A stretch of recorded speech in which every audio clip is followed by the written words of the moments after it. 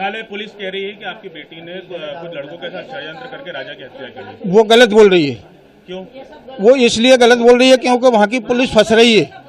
इंदौर से मेघालय हनीमून मनाने गए राजा रघुवंशी और सोनम रघुवंशी के केस में एक के बाद एक बड़े खुलासे हो रहे हैं। राजा के मर्डर के पीछे पत्नी सोनम का हाथ था और इस साजिश में सोनम का साथ उसके प्रेमी राज खुशवाह ने दिया।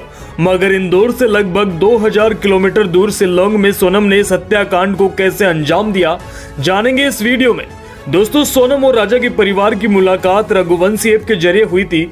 11 फरवरी को सोनम और राजा का रोका हुआ।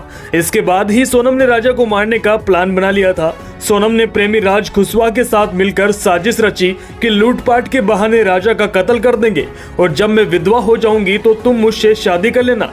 तब पिताजी भी शादी से मना नहीं करेंगे। 11 मई को सोनम और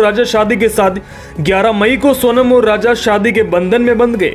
शादी के 6 दिन बाद यानी 16 मई को सोनम ने प्रेमी राज खुशवाह के साथ मिलकर राजा को मारने की साजिश को फाइनल रूप दिया। इसी दौरान सोनम ने राजा को हनीमून के लिए शिलांग चलने को राजी किया। राजा को मारने के लिए 3 सुपारी किलर्स पहले से ही असम के गुवाहाटी में मौजूद थे। उन्होंने गुवाहाटी में ही ऑनलाइन डाव यानी कि छोटी खिलाड़ी ऑर्डर की। इसी हथियार से राजा का कत्ल किया गया था।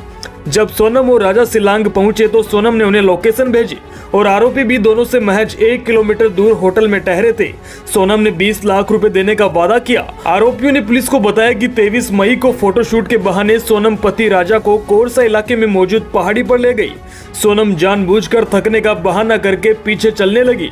वहीं तीनों आरोपी राजा के साथ चल रहे थे। ऐसे में जब आरोपी पहाड़ी चढ़ते हुए थक गए तो उन्होंने राजा को मारने से इनकार कर दिया। इस पर सोनम ने राजा की पर्स से 15,000 रुपए निकालकर आरोपियों को दिए और कहा मारना तो पड़ेगा। साथ ही सोनम ने काम होने के बाद 20 लाख रुपए देने का भी वादा किया। सोनम थकने के बहाने राजा से कुछ कदम की दूरी पर पीछे चल रही थी। थोड़ी देर में जब उसने सुनसान जगह देखी तो चिल्लाकर कहा मार दो इसे। पुलिस को कैसे मिला सुराग? तो शनिवार को मेघालय पुलिस को एक सीसीटीवी फुटेज मिली जिसमें सोनम राजा से थोड़ी दूर पर खड़े होकर किसी से फोन पर चैटिंग कर रही थी। पुलिस ने जब सोनम की कॉल रिकॉर्ड्स खंगाली तो आरोपियों का सुराग मिला। सभी आरोपियों की लोकेशन इंदौर में मिली, जिसके फौरन बाद पुलिस एक्शन मोड में आ गई। राजा की हत्या के बाद सोनम ने फोन तोड़ दिया। आरोपी भी वारदात को अंजाम देने के बाद ट्रेन से घर वापस लौट आए। वहीं सोनम अकेले शिलोंग से वाराणसी आई और फिर वहां से गाजीपुर पहुंच गई।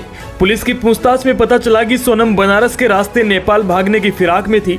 हालांकि इसी बीच जब उसे प्रेमी समेत सभी आरोपियों की गिरफ्तारी का पता चला तो उसने गाजीपुर में सरेंडर कर दिया।